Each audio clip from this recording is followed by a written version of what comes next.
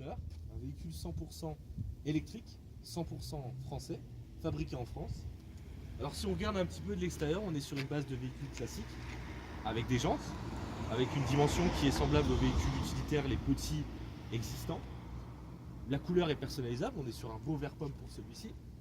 Si on regarde rapidement à l'avant, on est sur un véhicule monoplace, sur cette partie utilitaire qui existe en biplace sur d'autres modèles, avec toutes les commodités actuelles des véhicules thermiques, on va dire, qui sont un fauteuil réglable avec appuie-tête, un poste de conduite central qui permet d'avoir une visibilité maximale, un grand pare-brise avec bien sûr rétro extérieur, lave-glace, climatisation, autoradio, freinage assisté et également direction assistée.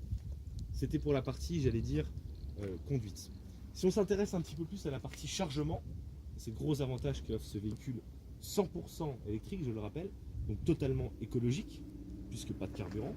On est sur une porte arrière centrale, totalement manuelle, justement pour éviter tout problème électrique. Poignée classique, verrouillable par une clé, pour sécuriser le chargement bien sûr. Ouverture totale. Et là nous avons ce qui offre 1,6 m3 utile de chargement, avec le gros avantage d'avoir un abaissement pneumatique.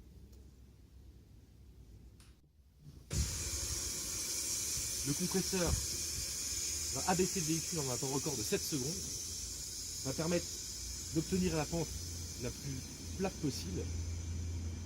Et avec cette rampe également manuelle, vous avez la possibilité de venir directement charger par l'arrière. Nous sommes donc sur un plancher totalement plat. Un exemple de chargement avec ce gros carton.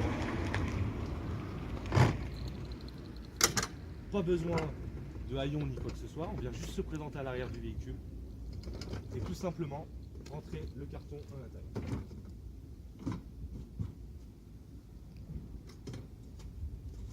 Il n'y a pas plus simple. Alors ça marche avec ce type de transpalette, mais on a effectivement des transpalettes classiques avec des éléments qui peuvent être un petit peu lourds, ou des éléments comme celui-ci, un frigo autonome sur chariot à roulette également. Tous ces éléments-là vont directement dans le véhicule. Et par la suite, on fait la manœuvre inverse, c'est-à-dire qu'on va retirer le chargement. C'est tout aussi simple. Vous voyez la facilité de manœuvrage, je dirais. On sécurise. Et derrière, on fait le schéma inverse. On remonte la rampe. On vient la verrouiller. On réactive le compresseur qui va permettre de faire monter le véhicule afin de retrouver son assiette d'origine. Et derrière, on va verrouiller et fermer la porte. Alors, des choses qui sont notables. Évidemment, vous avez tous les feux qui sont nécessaires à la conduite sur route. Et vous avez également des options, comme ce radar, cette vidéo de recul, qui permet justement de pouvoir manœuvrer en toute sécurité. On voit le véhicule qui remonte et qui va atteindre son assiette d'origine. Par la suite, vous pouvez prendre la route et aller charger, décharger comme bon vous semble.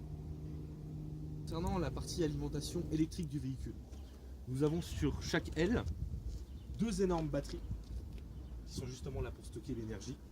Et à l'avant, une trappe avec une clé sécurisée, une clé uniquement dédiée à cette trappe. C'est la trappe d'alimentation. Vous allez tout simplement la déverrouiller, l'ouvrir, et ici vous avez accès directement à la prise de recharge du véhicule que vous voyez ici.